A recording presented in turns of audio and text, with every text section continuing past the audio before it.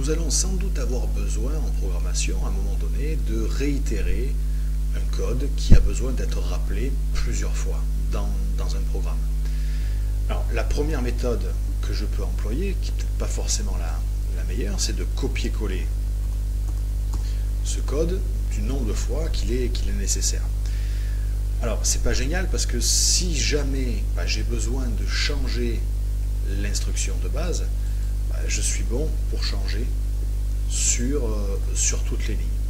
Alors, plutôt que de faire cette méthode-là, on va plutôt mettre en facteur notre code au travers d'une fonction. Alors, pour créer une fonction, c'est facile.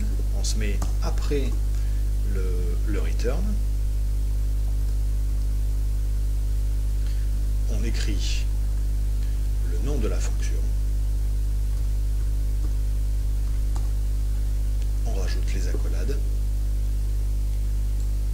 On inclut le code à l'intérieur et il ne me reste plus qu'à appeler ma fonction. Une fonction, on l'appelle à l'aide de son nom, tout simplement. Si là je compile et que j'exécute mon programme, je vais m'apercevoir que le compilateur n'est pas d'accord avec mes instructions. Pourquoi? Parce que j'ai utilisé la fonction avant de l'avoir déclarée. Et c'est ça qui ne lui plaît pas. C'est un petit peu comme si j'avais fait ce genre d'instruction. Je déclare une variable, je l'assigne, mais j'ai oublié de la déclarer, donc de la créer. Donc pour ce faire, on a deux solutions. Soit on coupe et on colle ici. Ça marchera très bien. Le seul problème, c'est que ça ne répond pas aux standards, aux habitudes de programmation en C. Donc ça, on va le laisser de ce côté-là. Et on va déclarer le prototype, c'est-à-dire la signature de notre fonction. Je recompile.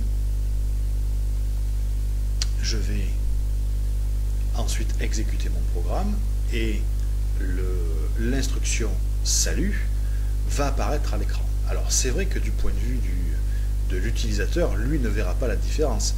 Mais moi en tant que développeur, j'ai pu encapsuler mon code et pourquoi pas l'appeler plusieurs fois.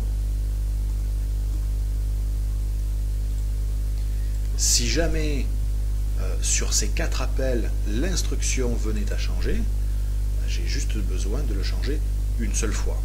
On peut également, pour optimiser encore plus son écriture, encapsuler les appels de fonction à l'aide d'une boucle for, d'un tant que, ce qui me permettra de gérer encore plus facilement mes instructions.